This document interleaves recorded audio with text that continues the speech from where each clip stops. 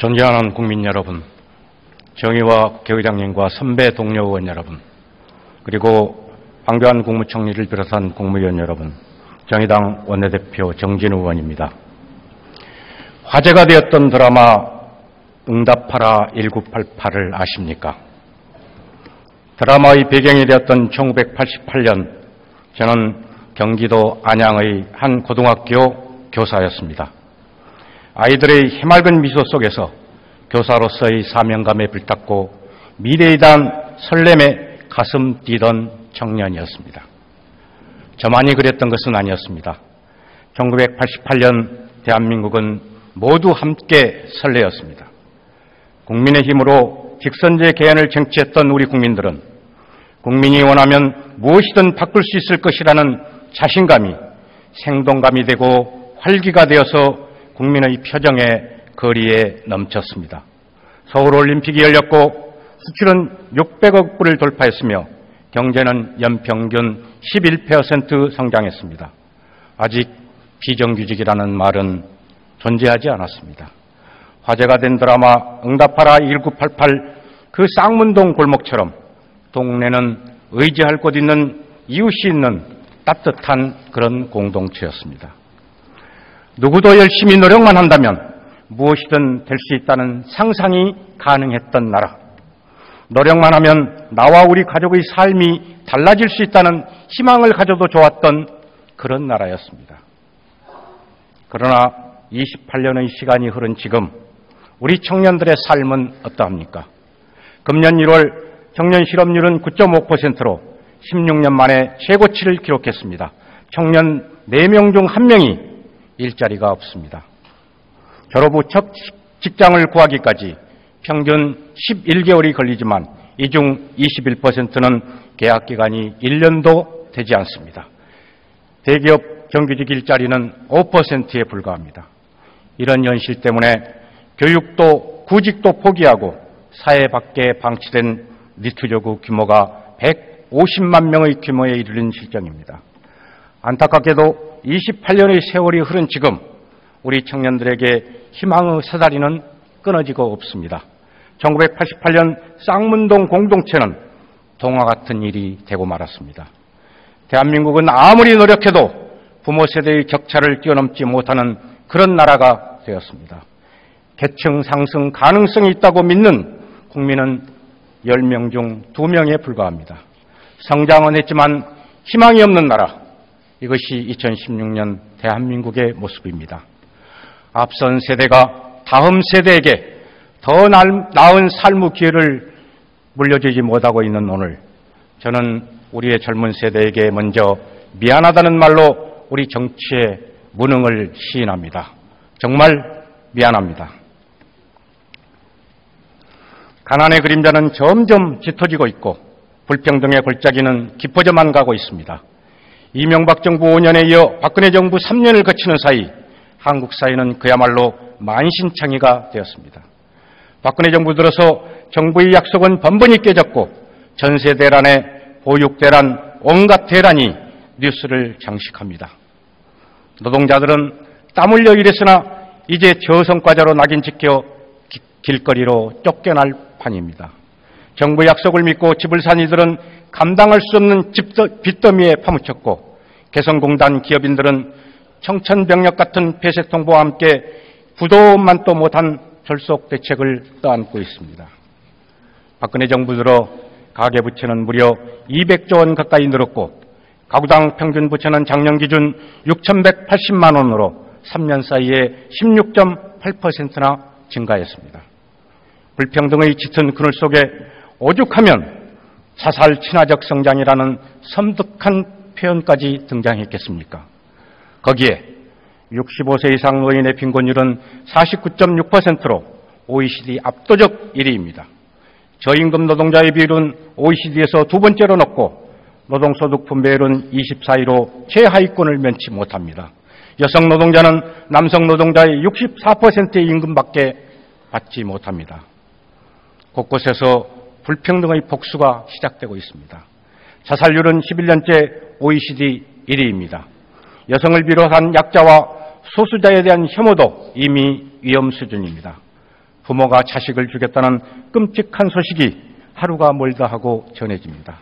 급기야 청년들은 이런 사회를 헬조선, 지옥이라 부르기를 주저하지 않습니다. 존경하는 국민 여러분, 박근혜 정부가 말하는 경제성장이란 대체 누구를 위한 성장입니까? 상위 1%만을 위한 성장입니다. 거기에 99%의 국민은 없습니다.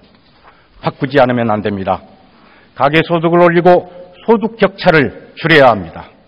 복지가 확대되는 성장을 통해서 희망과 꿈을 키우고 삶의 질을 향상시킬 수 있는 정의로운 경제정책이 되어야 합니다.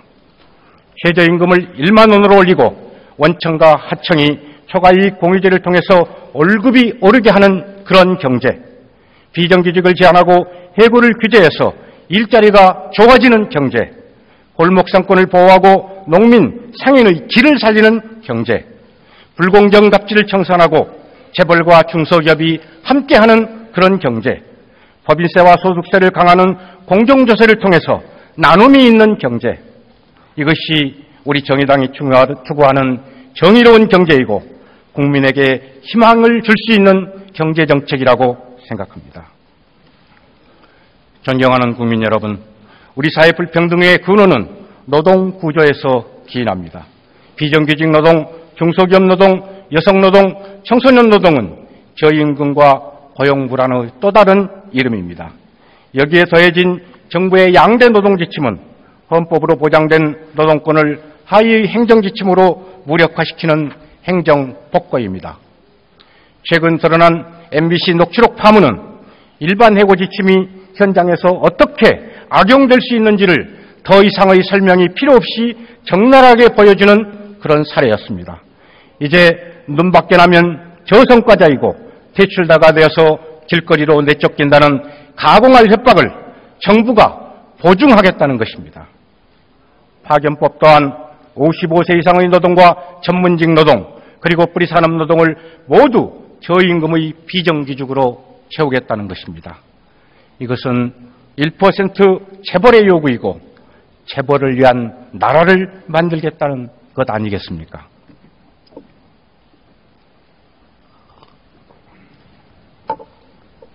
우리나라는 1년 미만 단기 근속 노동자 비중이 31.9%로 OECD에서 두 번째로 높습니다. 반면 10년 이상 장기 근속 노동자 비중은 20.1%에 불과합니다. 지금 진정으로 국민을 위한 정부가 되기 위해서는 오히려 이런 쉬운 해고를 규제해야 합니다. 매년 노동자 3명 중 1명이 일자리를 바꾸고 한 해 이직자가 562만 명에 달하는 이런 고용 불안으로는 경제 성장도 그리고 국민의 행복도 있을 수 없습니다. 국민에게 희망이 있어야 합니다. 끊어진 희망의 사다리를 다시 내려주어야 합니다. 정의당은 이미 오래전에 청년고용 촉진 특별법 개정으로 의무고용의 비율을 늘리고 민간 대기업까지 고용할당제를 확대할 것을 제안했습니다. 이렇게 한다면 24만 5천 개의 질 좋은 일자리를 만들어낼 수 있습니다. 존경하는 국민 여러분, 그리고 선배 동료 의원 여러분, 노동의 불평등이 고달픈 현실이라면 교육의 불평등은 또 하나 절망스러운 우리 미래의 자화상입니다. 이 시대 청년들은 무한 경쟁에서 살아남고자 발버둥질 치며 단군 이래 최고의 스펙을 쌓아 올렸습니다.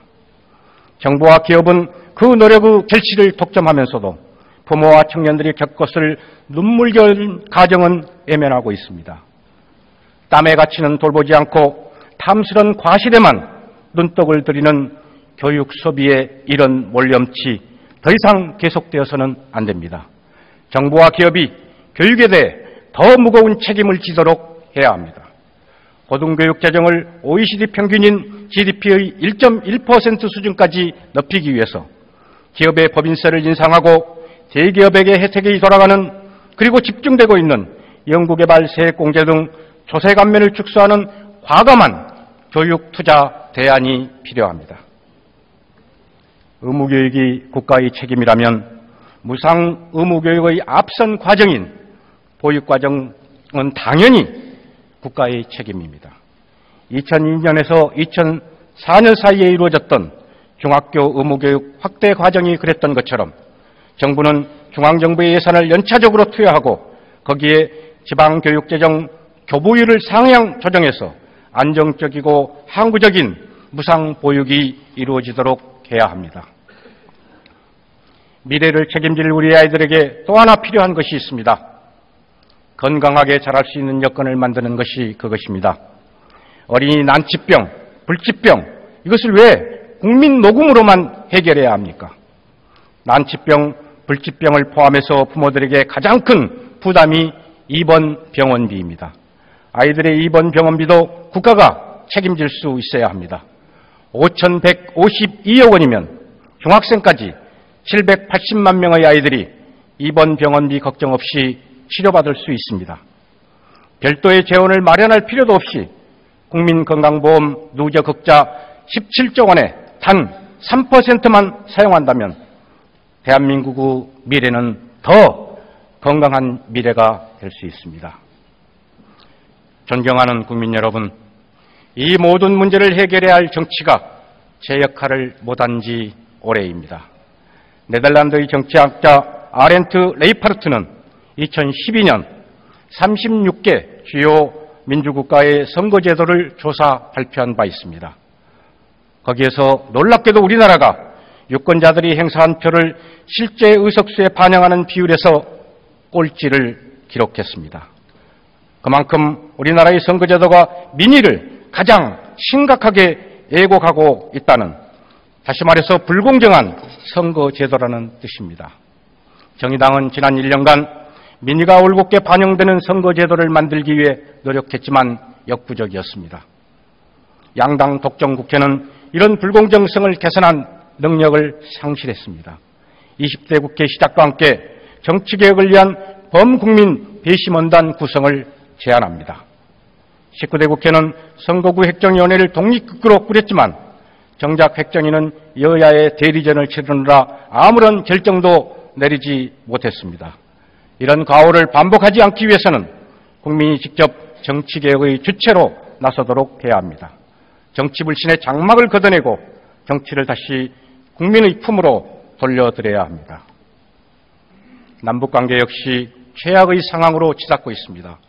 북한은 4차 핵실험을 단행한 데 이어 한 달 만에 장거리 로켓 발사에 나서면서 한반도를 팽팽한 긴장 속에 몰아넣었습니다. 평화를 바라는 우리 국민과 세계인의 염원에 반하는 위험천만한 도발입니다. 그러나 우리 정부의 신중치 못한 대응 역시 큰 문제입니다. 개성공단 전면 중단 조치를 비롯한 체제 일변도의 초강경 대응은 사태 해결은커녕 오히려 위기를 증폭시키는 불씨가 될 가능성이 높습니다.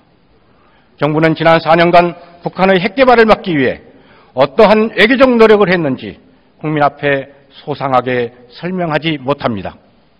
대통령의 국회 연설 어디에도 그런 설명은 없었습니다. 혼자서 분노하시고 그 분노에 무조건 동조하라는 반공시대 격정의 웅변이 있었을 뿐입니다. 개성공단이 가져온 평화 가치는 무엇과도 비교할 수 없이 소중합니다. 개성공단은 남북 경협의 상징이었으며 한반도 평화의 숨구멍이었습니다. 그럼에도 정부는 마치 개성공단이 없었다면 북한의 핵개발도 없었을 것이라는 식의 터무니없는 논리로 개성공단 전면 중단을 정당화시키고 있습니다. 거기에 한반도 사드 배치 추진은 이미 미국과 중국 간의 갈등으로 번져서 한반도 위기를 한층 더 고조시키고 있습니다. 이것이야말로 우리 안보를 위협하고 국민을 불안하게 만드는 또 다른 요인입니다. 외교력을 총동원해 북에 대한 국제사회의 강력한 제재를 이끌어내되 평화의 숨구멍은 열어두어야 합니다. 지금 한반도에 필요한 것은 사드와 같은 군사무기가 아니라 개성공단과 같은 평화의 숨구멍입니다.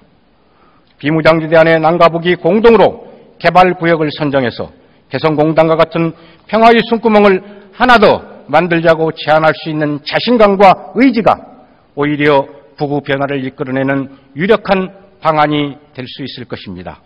그래서 허리 잘린 한반도가 생명의 호흡을 통해 평화의 땅으로 회복될 수 있도록 해야 합니다.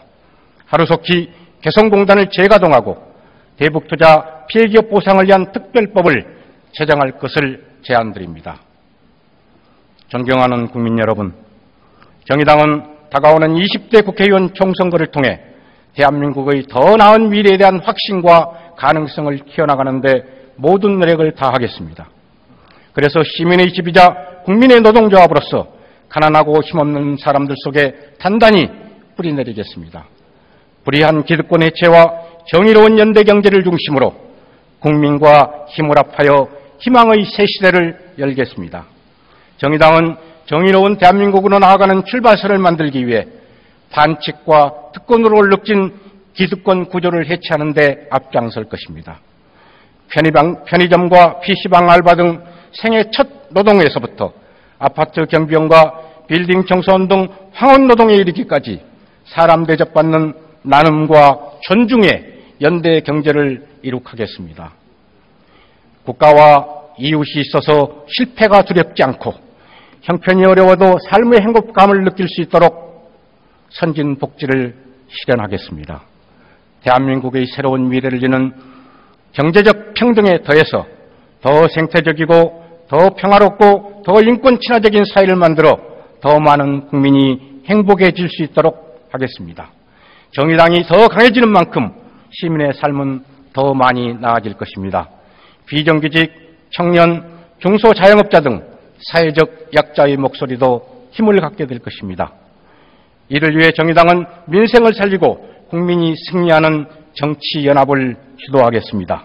그래서 민생무능, 민주후퇴, 안보불안, 외교무능의 4대 무능 세력을 반드시 퇴출시키도록 하겠습니다. 국민이 승리하는 정치연합을 통해 정의당의 작은 이익이 아니라 국민의 큰 이익을 지키고 가꾸겠습니다. 존경하는 국민 여러분, 그리고 선배 동료 의원 여러분, 2달 뒤면 세월호 참사 3주기입니다. 가라앉은 배 안에서 제자들을 구하기 위해 몸을 던졌던 고 김초원, 이지혜 두 분 선생님은 단지 기간제 교사라는 이유만으로 지금까지 순직 인정을 받지 못하고 있습니다. 그리고 아직도 우리 유품으로 돌아오지 못한 9분이 계십니다. 우리 모두가 잊지 말아야 할 분들입니다. 저 차가운 바닷속에 가라앉아 있는 세월호를 온전히 인양해서 한 점 남김없이 진상을 규명해야 합니다. 결코 잊지 않겠다던 그때의 뜨거운 눈물을 반드시 기억하겠습니다. 또 있습니다. 2달 전 집회 현장에서 경찰의 물대포에 맞자 중태에 빠진 백남기 어르신은 아직 깨어나지 못하고 있습니다.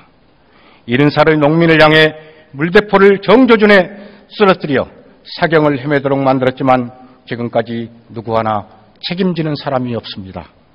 부끄럽고 참담합니다. 며칠 전 또 한 분의 위안부 피해 할머님이 우리 곁을 떠났습니다. 이분이 돌아가시기 얼마 전 일본 정부는 유엔에 일본군 위안부를 강제 동원하지 않았다는 입장서를 보냈습니다. 더 늦기 전에 지난해 12월 일본과의 합의가 무효임을 선언해야 합니다. 존경하는 국민 여러분, 1988년 쌍문동 골목에도 어김없이 가난은 존재했었습니다. 그러나 그 가난이 우리 청년들로 하여금 미래를 꿈꾸지 못하게 할 만큼 절망스런 차별로 이어지지는 않았습니다. 성장은 있으되 분배가 공정하지 않으면 희망이 사라집니다. 경쟁은 있으되 공존이었으면 그것은 정글이 됩니다. 우리가 맞이할 따뜻한 내일을 만들기 위해서는 국민 여러분의 아낌없는 지지와 동참이 필요합니다. 정의당에 힘을 주십시오. 1988년 대한민국의 활기와 설레임은 직선제 개헌을 쟁취해낸 국민의 자신감으로부터 비롯되었습니다. 국민 여러분의 힘만이 강한 정의당, 대한민국을 다시 뛰게 하는 희망의 심장을 만들어낼 수 있습니다. 정의당을 지원해 주십시오. 감사합니다.